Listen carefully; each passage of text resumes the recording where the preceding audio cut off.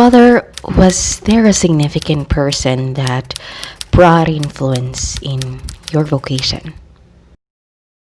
I don't know really, to be honest with you. Really, I couldn't say.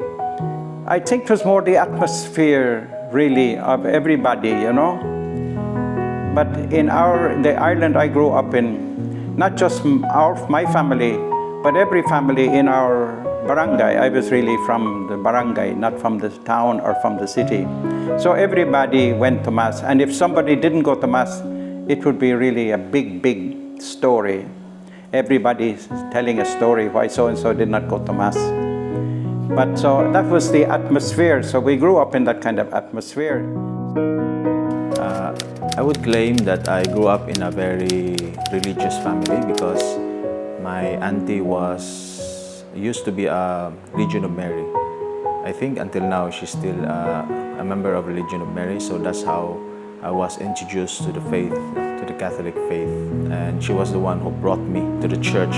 That's where I got acquainted with all other church activities. That's how I developed and found my vocation. 3.5 years. You didn't get time to think. You're moving from one place to another and gathering firewood, water, and helping the family. I was the eldest boy. Next to me was second. But that was the time also I got in touch with the Redemptorists because living near in the shadow of the Redemptorist Monastery. Would you say that the war were sort of like an instrument as well to lead you to your vocation? For me, the war was a blessing. Without the war, I would not be a Redemptorist now. Yeah. Because I would be living in the city, and then I would not see the Redemptorists going to the barrio on the bicycle, no? So to minister to the people. That was my challenge for me. Like, as I told you, my grandmother was a very special woman in my life. But also the teacher, our principal in the elementary school, he was strict but very honest and fair, which appealed to me very much. And like later on, his own son also became a priest. So that kind of atmosphere in our upbringing, even like in the elementary school, you know, so I really couldn't pinpoint any, I suppose my own family, like the background of my family, and my parents and my uncles and aunts and everybody, they were all religious, but not anybody specific. So I was there and I got to learn to serve Mass in the Redemptorist Church. Later on, the rector, I was a working student there, and then the rector after 2 months said, "We don't need you anymore." I felt very rejected, so I turned on my heels, went to home, never told my parents what had happened. I felt unwanted. But during the vacation, those few months after that, maybe nostalgia for where I had served Mass, I went to the Redemptorist Church, and the rector who had said, "We don't need you anymore," met me. I was trying to avoid him, but he was, although he's a very stern exterior, he was a kind heart.